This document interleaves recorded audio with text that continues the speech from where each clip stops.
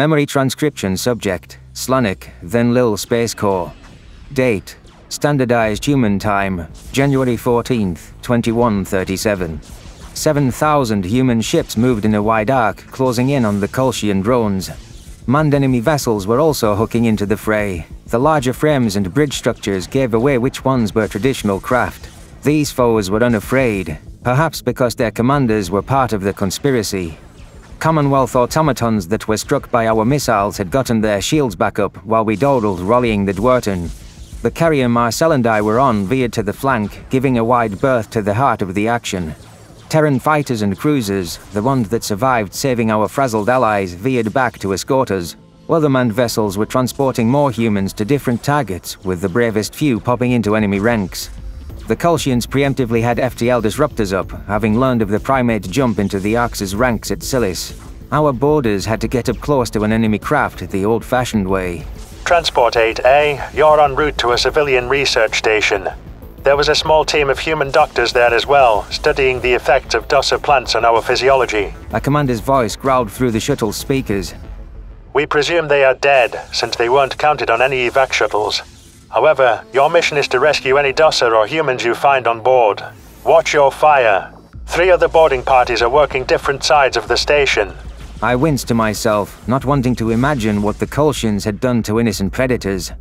If those victims had survived for 3 weeks, that might be worse than a quick death.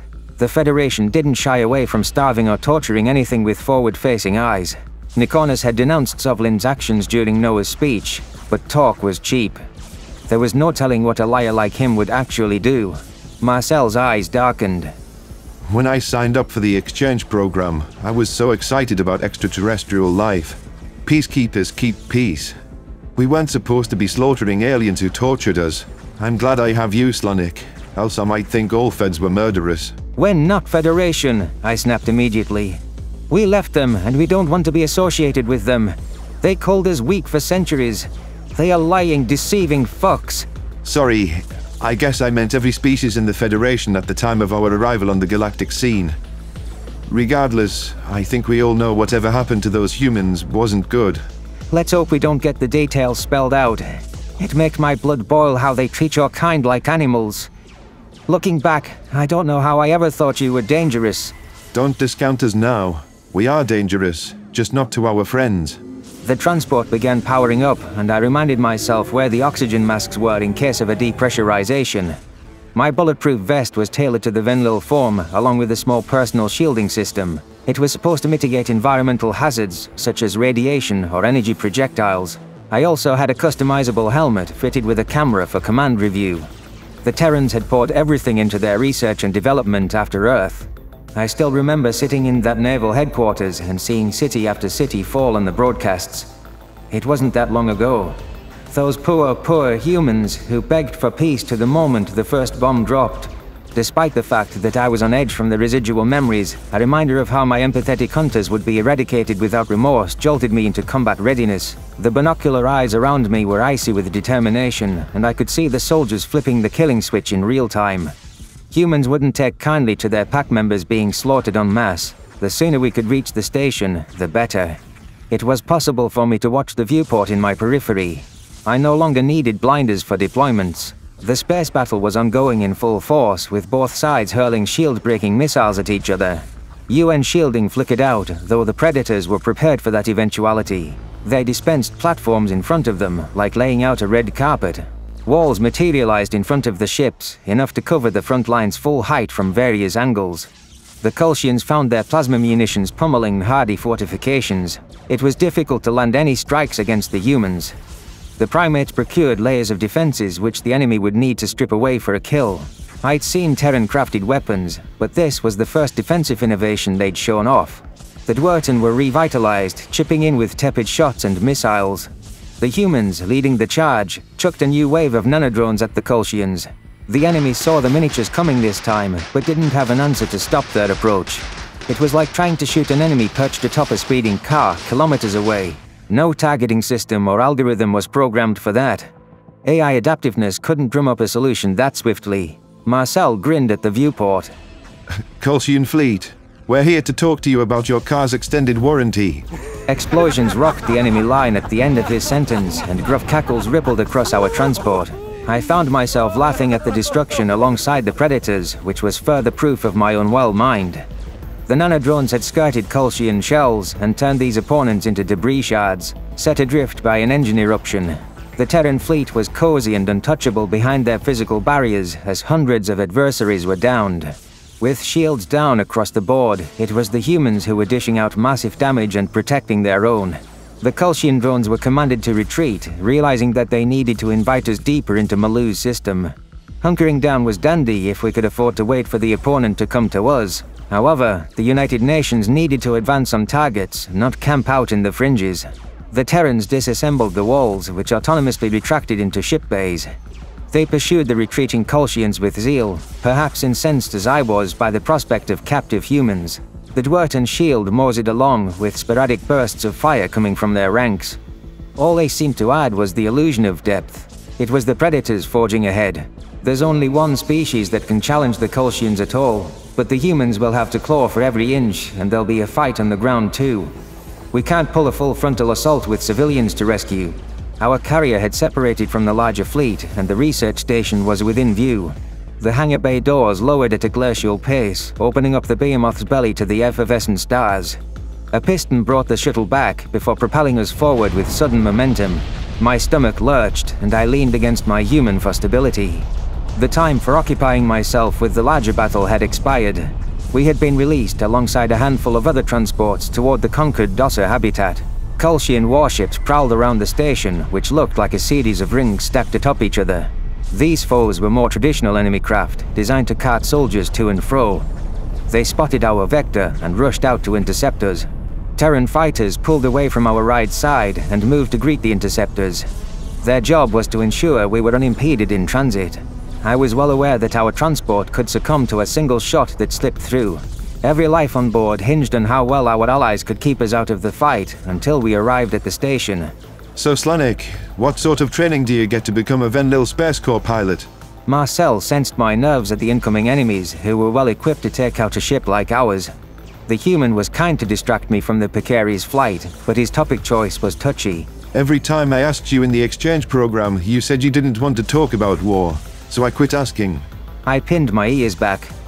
You clearly didn't quit asking. Take a hint.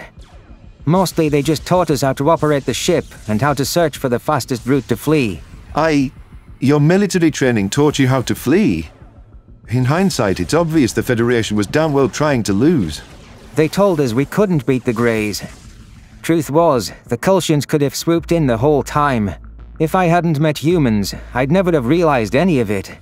I'd still be a scared little Venlil, sniveling at the first sign of peril. Maybe I was happier then, though I wouldn't trade meeting Marcel for the world. What I wouldn't give to unlearn how readily I can kill. What's wrong? My human asked, blinking with concern. You haven't been yourself since we came back from Silis. You weren't yourself even before the Greys landed there. I snapped my head back like he slapped me. And must you pry at every waking hour? Maybe I just don't want to talk all the time. We're in a fucking battle. Marcel clammed up, a taut grimace on his face. I suppose that was the wrong thing to say when I did want his concern and attention. Part of me wanted to confess how tormented I'd felt and admit the decline in my day-to-day stability. This was the wrong time for Slanik to go crying to his human, though. If I'd made it through all the battles in the past, I could keep it together for one more fray. I drew a ragged breath and turned my focus to the fighters warding off the Kolshians. Our transport twirled out of the way as a plasma beam slipped off in our direction. We were ready to evade on a moment's notice, despite how it sloshed the soldier passengers around. I couldn't wait to set my feet on solid ground.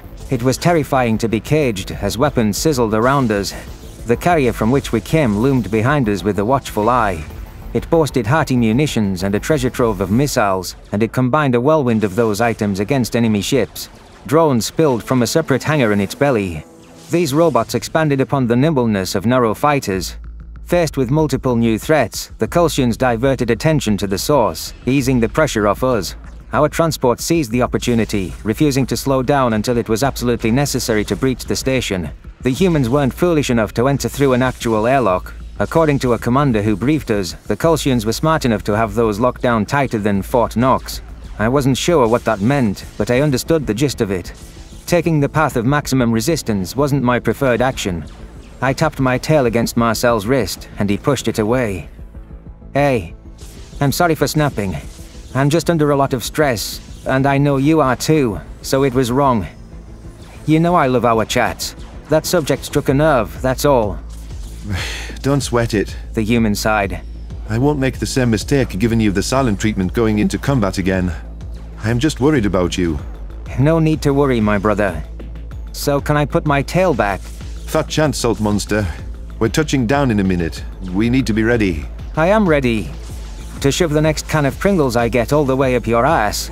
Oh, listen. He's catching on to our lingo, guys. Yeah, We're truly corrupting the Van Lille. Our transport bore down on the Adastra station and pulled up alongside a maintenance shaft.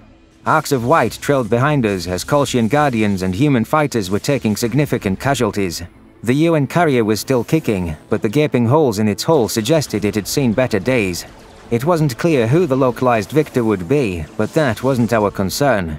We had to assume the Terrans would reclaim this station and focus on retaking it from the ground. The main UN fleet seems to be progressing as well, and the Dwerten have stopped the bleeding from their ranks. The worst resistance is by Milu though.